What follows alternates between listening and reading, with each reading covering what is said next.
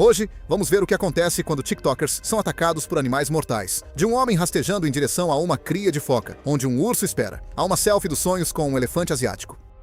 Mas primeiro começamos na Espanha, onde um TikToker atônito fez uma ação mortal em frente a um touro. Era 11 de julho de 2018, e as estreitas ruas de paralelepípedos de Pamplona ecoavam com o trote dos cascos e os gritos dos corredores enquanto mais um encierro se desenrolava. No meio da manhã, o antigo ritual tiraria uma vida, mas não da forma como a tradição secular havia sido concebida. Iker Zubialdi era um operador de empilhadeira em um armazém de 27 anos de Vitoria-Gasteiz, uma cidade cerca de 80 quilômetros ao sul de Pamplona.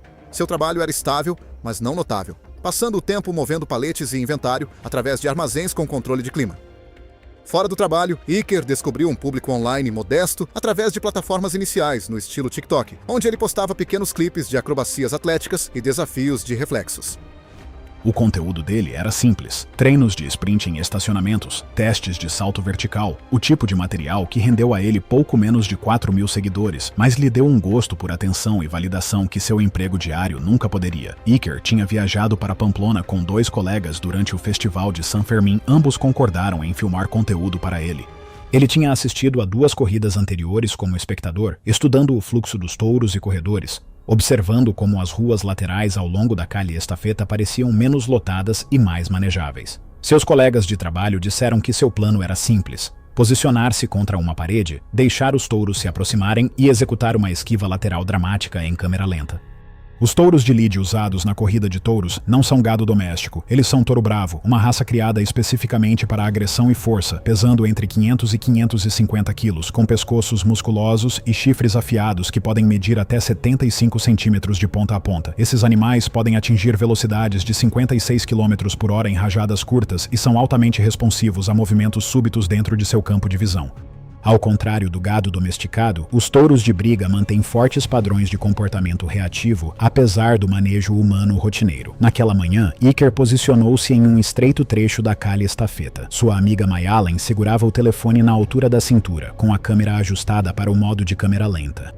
A rua cheirava a suor, álcool e pedra úmida de uma limpeza anterior. Vários corredores que passavam avisaram-no para não ficar parado, que ficar parado durante a corrida era suicídio. Um funcionário municipal em um colete brilhante disse-lhe para seguir em frente antes da liberação. Mas assim que o oficial passou, Iker voltou à posição, ajustando sua postura como um toureiro em ensaio. Quando a primeira onda de corredores vestidos de branco e vermelho passou trovejando, Iker permaneceu plantado, com os olhos fixos na rua, cronometrando seu movimento planejado. O rugido da multidão ficou mais alto, uma parede de som que vibrava através dos paralelepípedos. Então os touros apareceram, 6 formas maciças avançando em um grupo fechado, suas patas batendo contra as pedras antigas com uma percussão aterrorizante. Um touro preto se desviou um pouco do grupo principal. O ímpeto do animal o levou em direção à parede onde Iker estava. Sua cabeça se virou para a única figura estacionária restante, sua atenção provavelmente atraída pelo contraste entre a imobilidade e o movimento ao redor dos corredores em fuga. Testemunhas relataram mais tarde que Iker tentou realizar seu giro lateral planejado, mas o tempo foi catastroficamente errado. Ele se moveu quando o touro já estava a menos de 5 pés. O chifre direito do touro o acertou na parte inferior do abdômen, logo abaixo do umbigo. O impulso ascendente foi impulsionado por mais de 1.000 libras de músculo e momento, levantando Iker completamente do chão. O chifre penetrou pela parede abdominal inferior e saiu pelo abdômen superior, seguindo o arco natural para cima, criado pelo movimento ascendente da cabeça do touro. Uma trajetória que rasgou intestinos, vasos sanguíneos principais e tecidos moles. A força o virou para trás, e ele caiu com força nas pedras de paralelepípedo, com o ombro direito e a cabeça atingindo o chão com um impacto audível. Provavelmente não teve tempo de entender o que havia acontecido. Antes que ele pudesse tentar rastejar ou rolar para longe, o touro o acertou novamente, desta vez na parte externa da coxa. O segundo impacto enfiou o chifre profundamente no músculo, e o violento movimento de sacudida rolou seu corpo para o centro da pista. Outros corredores se dispersaram e se afastaram enquanto o restante da manada continuava avançando, seus cascos quase atingindo suas pernas e tronco. Por vários segundos, Iker permaneceu consciente. Imagens de vídeo, recuperadas posteriormente, mostraram-no tentando se levantar com o braço esquerdo, enquanto sua mão direita, instintivamente, se movia em direção ao ferimento abdominal. O sangue jorrava de ambos os ferimentos. Seus movimentos estavam descoordenados, o choque já se instalando enquanto seu corpo lutava para reagir. Um corredor próximo sinalizou imediatamente para uma equipe médica estacionada na próxima barreira, a aproximadamente 330 pés de distância. Os socorristas chegaram até Iker, encontrando-o semiconsciente e sangrando muito por causa do ferimento abdominal. Eles aplicaram pressão e iniciaram protocolos de transporte rápido. Ele foi colocado em uma ambulância e chegou a um hospital. Os cirurgiões encontraram danos internos massivos. O chifre havia lacerado seu intestino delgado em vários locais, cortado a artéria mesentérica inferior e causado danos extensos às estruturas abdominais ao redor. Apesar da cirurgia de emergência e transfusão de mais de 6 unidades de sangue, Iker morreu na mesa de operação devido à hemorragia interna incontrolável e choque hipovolêmico. Mayalen deletou o vídeo do telefone 3 dias após o funeral. Ela postou um breve vídeo de despedida na conta do TikTok do Iker. Depois, deletou-o junto com todo o perfil dele um mês depois. As autoridades espanholas usaram o incidente em campanhas de segurança atualizadas, enfatizando que o encierro não é uma oportunidade de performance e que os touros de luta não conseguem distinguir entre movimento teatral e ameaça genuína. A família de Aisher divulgou uma declaração através da mídia local, pedindo que sua morte sirva de aviso para outros que possam confundir conteúdo de mídia social com realização genuína. Depois que um touro chifrou um operador de empilhadeira em segundos, um técnico alemão filmando o gelo ártico descobriria que a foca em sua lente nunca foi o predador que ele deveria estar observando. Era 14 de março de 2018, e o sol ártico pairava baixo sobre a vasta extensão congelada de Isfjorden, lançando longas sombras sobre o gelo marinho, que se estendia da borda de Longyearbyen até o silêncio branco além. Jonas Raelke estava na periferia da cidade com o telefone na mão, procurando animais selvagens no gelo. Jonas, de 28 anos, havia chegado em Svalbard 6 semanas antes de um contrato de 3 meses para manter sistemas de armazenamento a frio em uma das instalações de pesquisa perto de Longyearbyen. A oportunidade de trabalhar no Ártico atraiu seu senso de aventura, e ele aceitou a posição apesar de não ter experiência anterior em ambientes polares. Sua conta no TikTok, seguida principalmente por amigos e ex-colegas de trabalho em Bremen, documentava seu tempo em Svalbard com clipes curtos das auroras boreais, prédios cobertos de neve e vida selvagem ocasional avistada à distância. Jonas postava regularmente, claramente aproveitando a novidade de compartilhar sua experiência ártica. Sua última postagem antes daquele dia foi um lapso de tempo do sol da meia-noite, legendado em alemão sobre como a luz do dia sem fim parecia surreal. A reunião de segurança matinal em sua instalação incluiu o lembrete padrão sobre a consciência dos ursos polares. Os ursos polares são os maiores carnívoros terrestres do mundo, com machos pesando entre 900 e 1.600 libras e em pé mais de 3 metros de altura sobre as patas traseiras. Eles podem correr a velocidades de até 25 milhas por hora no gelo por períodos curtos, e são nadadores capazes, cobrindo distâncias de mais de 100 milhas em águas abertas. Seu olfato é extraordinariamente aguçado, capaz de detectar focas sob 3 pés de gelo a mais de 1 milha de distância. Longyearbyen opera sob diretrizes rigorosas, que exigem que aqueles que viajam no gelo marinho carreguem dissuasores e armas de fogo apropriados. Mas muitos trabalhadores tornaram-se complacentes em caminhadas curtas, apenas fora da cidade. Jonas não tinha nem arma nem sinalizador com ele naquele dia. Na semana anterior, um urso polar havia sido avistado perto do aeroporto, levando as autoridades a colocarem avisos pela cidade, lembrando os moradores de que os ursos estavam caçando ativamente na área, enquanto o gelo marinho começava a se mover com a mudança da estação. Jonas havia caminhado cerca de 800 metros da borda da cidade quando avistou o filhote de foca. Era uma jovem foca da Groenlândia, sua pele branca brilhante contra o gelo, descansando perto de uma crista de pressão a cerca de 60 metros de onde ele estava. As imagens recuperadas em um tripé mostravam Jonas se aproximando lentamente, seus movimentos deliberados e cuidadosos. Sua respiração era visível no ar frio enquanto ele olhava periodicamente para a câmera para garantir que permanecesse no quadro. Em um ponto, a cerca de 3 metros da foca, ele parou. O som audível na gravação era um ruído de raspagem, como algo pesado se movendo sobre o gelo. Jonas virou a cabeça levemente, parecendo ouvir. Então continuou em frente. Ele foi ouvido murmurando algo em alemão, provavelmente assumindo que o som era o gelo se movendo. O urso polar apareceu com uma repentina e chocante rapidez. Ele emergiu de trás da crista de pressão em alta velocidade, uma enorme mancha de pelo branco contra o gelo. A distância entre predador e presa foi fechada em menos de 3 segundos. Jonas não teve tempo para se levantar, nem tempo para correr, nem sequer tempo para se virar completamente. O urso o atingiu por trás com toda a força de seu impulso, mais de 1.200 libras de músculo e osso colidindo com seu corpo. O impacto jogou Jonas de cara no gelo com uma força tão grande que o som foi captado pelo microfone da câmera. Um estalo agudo. As mandíbulas do urso se fecharam em torno dos ombros e do pescoço de Jonas com força esmagadora. A mordida então se deslocou para seu torso e perfurou o casaco isolante de Jonas e as camadas abaixo. Os caninos, com quase 5 centímetros de comprimento, penetrando em seu peito e abdômen, consistente com predação prolongada, em vez de penetração instantânea de todo o torso. O grito de Jonas foi breve, interrompido quando a pressão sobre seu torso impediu que seus pulmões se expandissem. O urso começou a arrastar Jonas para trás pelo gelo, segurando-o pela cintura. As pernas de Jonas batiam repetidamente no gelo enquanto ele era arrastado, suas botas raspando e saltando contra a superfície. Seus braços se moveram fracamente a princípio, uma tentativa reflexiva de agarrar algo, qualquer coisa. O andar do urso era despreocupado e eficiente, o mesmo método que usaria para transportar uma foca para um local de alimentação longe de possíveis concorrentes. As imagens continuaram por cerca de 25 segundos, antes de Jonas e o urso desaparecerem atrás da crista de pressão. A gravação continuou brevemente, com áudio distorcido antes que a bateria falhasse devido ao frio. O áudio não continha mais gritos, nem mais movimentos, apenas o vento e rasgos distantes. Um colega da instalação de Jonas, preocupado quando ele não voltou para o almoço, foi procurá-lo por volta das 12h40 da tarde.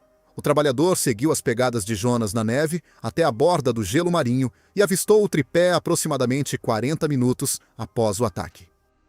Reconhecendo-o como o celular de Jonas e vendo a trilha de sangue, ele imediatamente contatou o Sysselmaster, o governador e autoridade policial de Svalbard. A equipe de resposta a emergências, equipada com rifles e acompanhada por oficiais experientes em encontros com ursos polares, chegou ao local vários minutos depois. Eles encontraram os restos de Jonas aproximadamente 150 pés além da crista de pressão.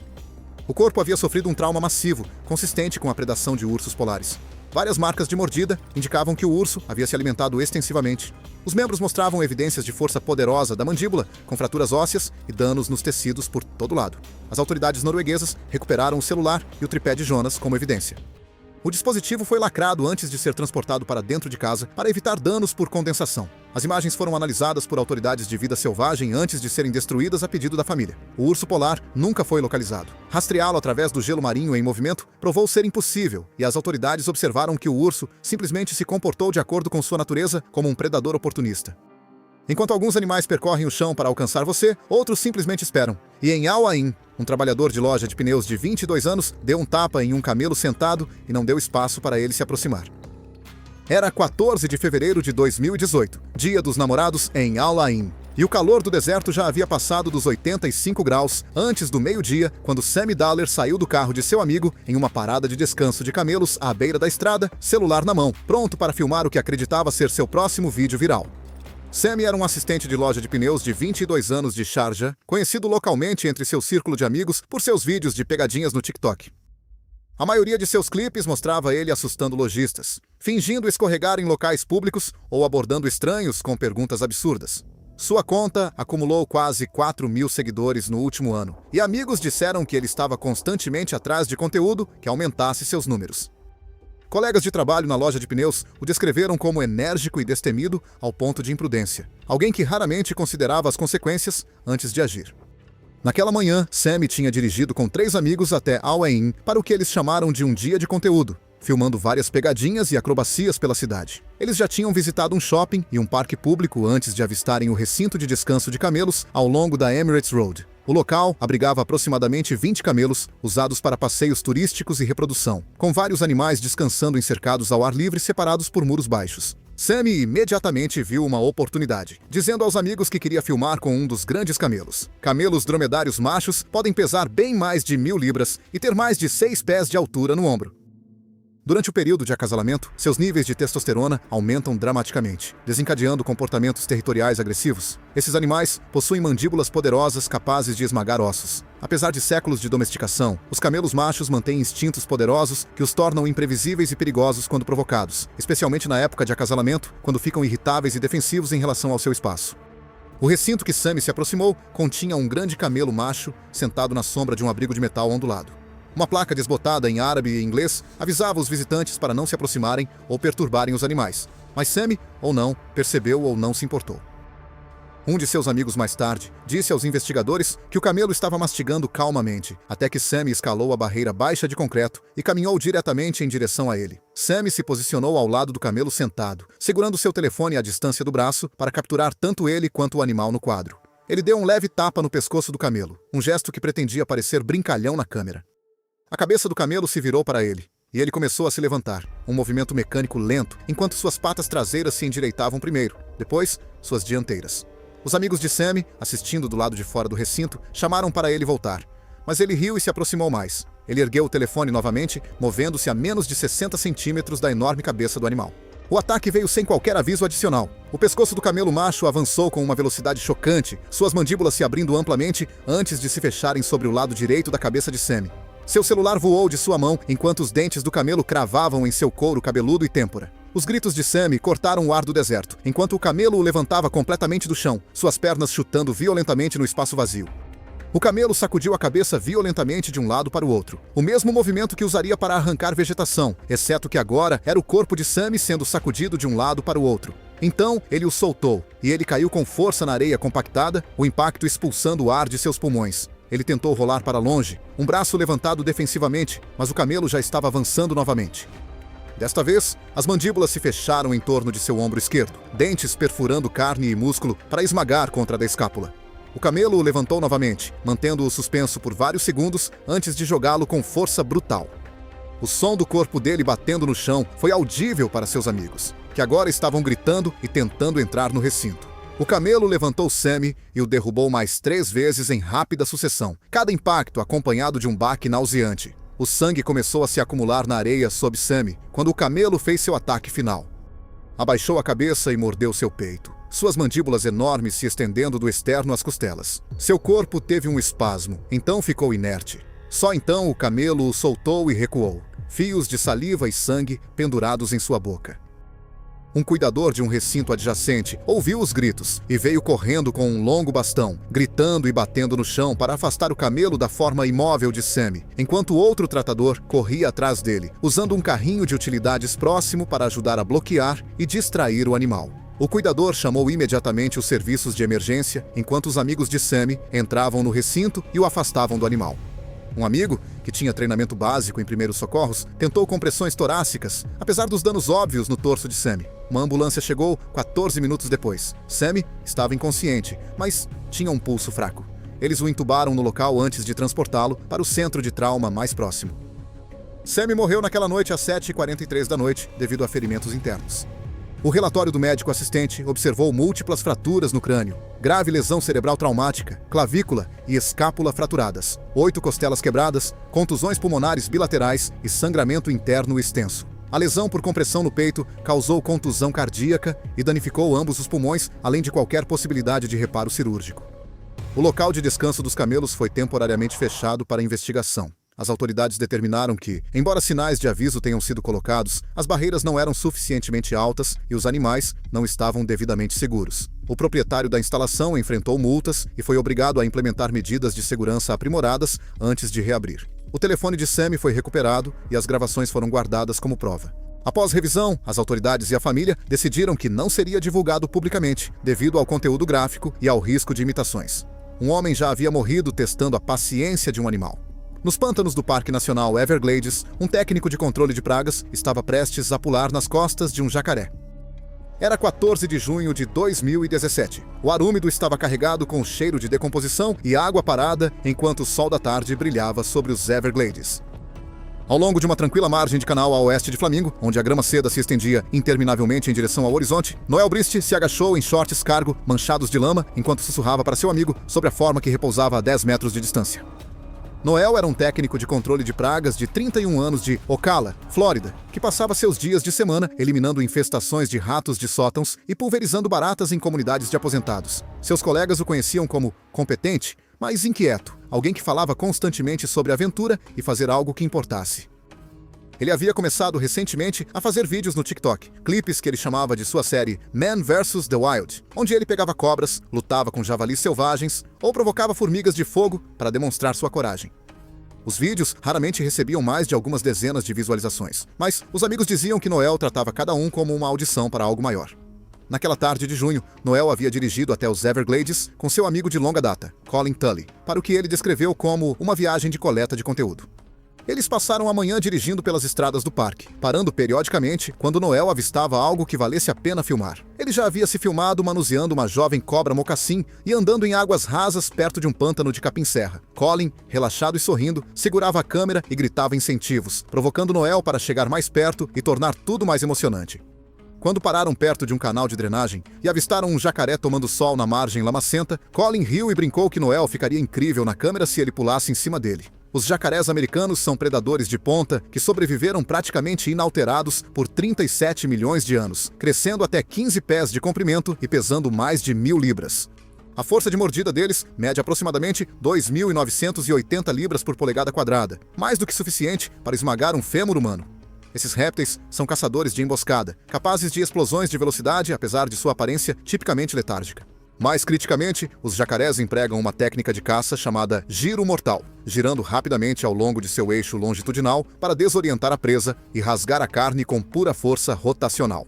Esta manobra, executada na água, é quase impossível para um humano escapar uma vez iniciada. O jacaré que eles avistaram parecia ter entre 8 e 9 pés de comprimento, deitado imóvel em um pedaço de luz solar da tarde. Colin se posicionou atrás de Noel, filmando enquanto seu amigo narrava seu plano de pular nas costas do jacaré e imobilizá-lo.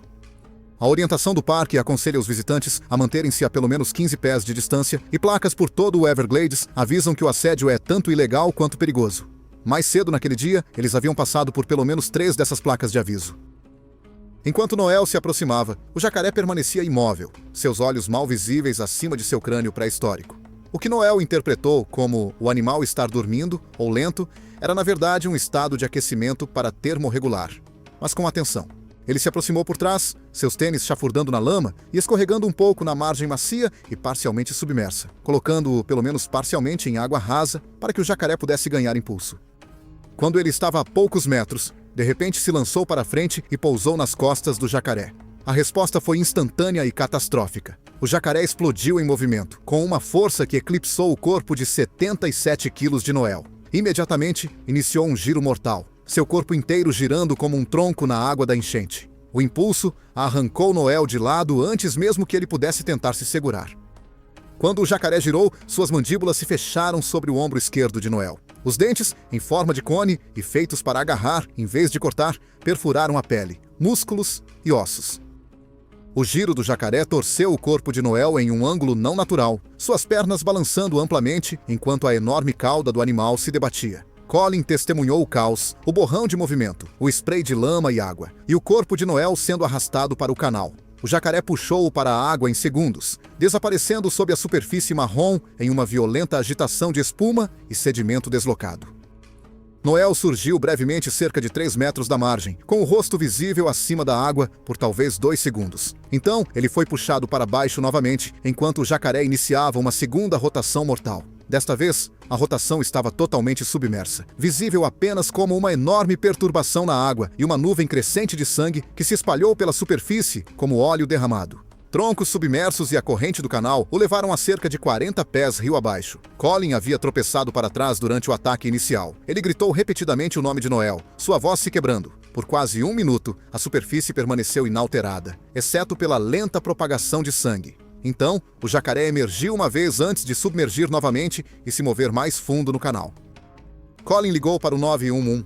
Suas palavras mal eram coerentes, mas ele deu a estrada mais próxima e as coordenadas para compensar a recepção limitada do celular no distrito remoto. Guardas florestais chegaram 22 minutos depois, junto com uma equipe de resposta a animais selvagens. A essa altura, não havia sinal de movimento na água. Mergulhadores de resgate foram acionados, mas chamados de volta devido à baixa visibilidade e à presença de vários grandes jacarés na área imediata. As operações de recuperação começaram na manhã seguinte.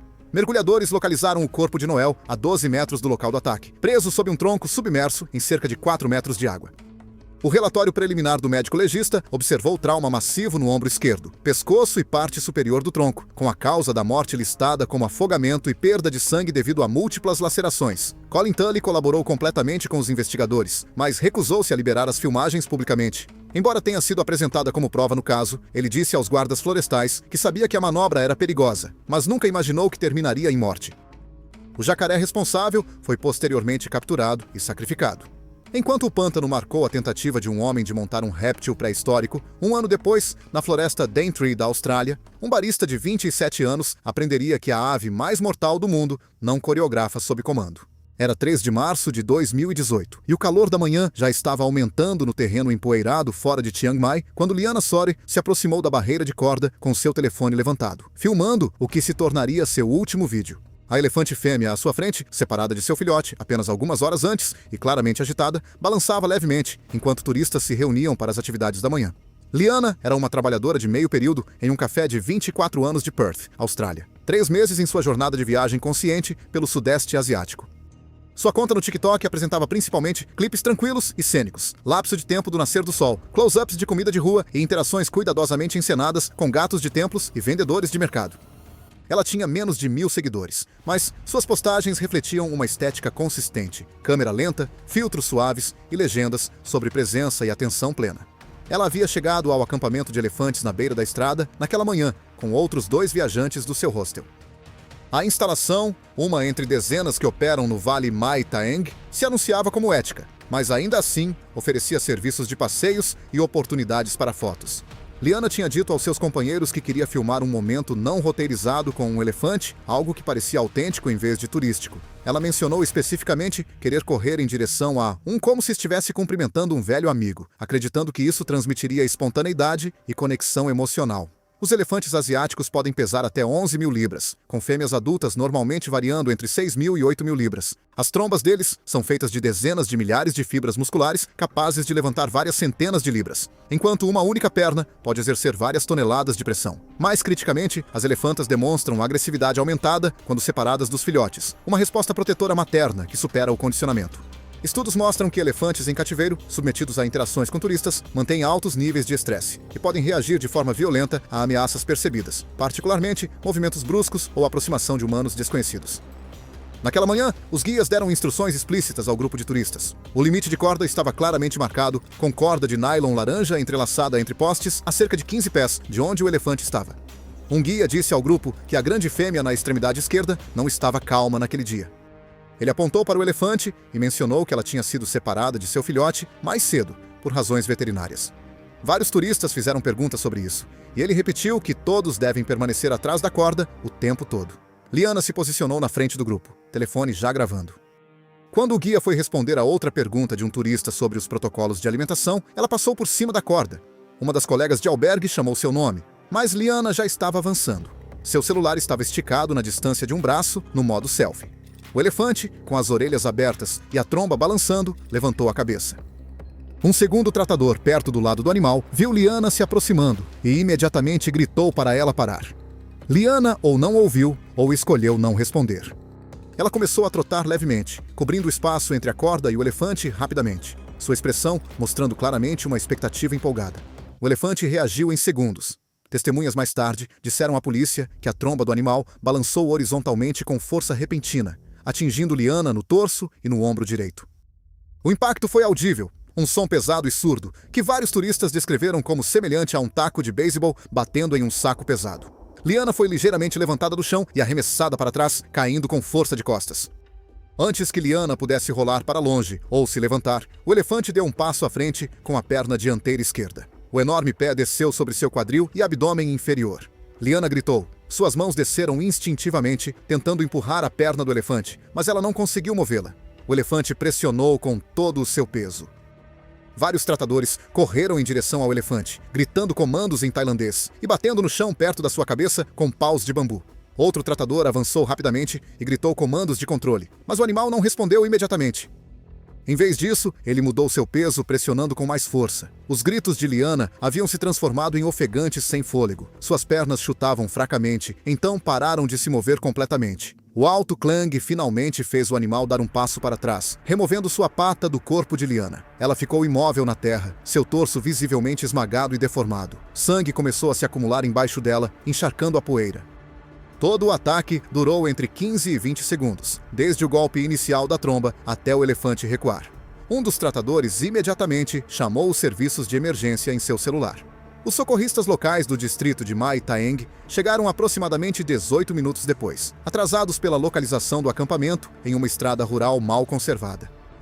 Os paramédicos tentaram a ressuscitação, mas Liana não apresentava sinais vitais. Ela foi colocada em uma ambulância e levada para um hospital, mas foi declarada morta no caminho às 10h31 da manhã. A avaliação médica preliminar indicou trauma interno massivo, incluindo pelve esmagada, órgãos abdominais rompidos e hemorragia interna grave. O acampamento emitiu uma breve declaração mais tarde naquele dia, enfatizando que as instruções de segurança foram claramente comunicadas e ignoradas intencionalmente. As autoridades tailandesas investigaram, mas não apresentaram acusações, determinando que o incidente resultou de negligência dos turistas. A conta de TikTok de Liana permaneceu ativa por 3 semanas após sua morte, com seguidores deixando comentários cada vez mais desesperados, perguntando por que ela não havia postado. Sua família eventualmente obteve acesso e deletou a conta completamente, embora as imagens do telefone tenham sido retidas pela polícia como evidência. Obrigado por assistir. Se você gosta dessas histórias, clique aqui.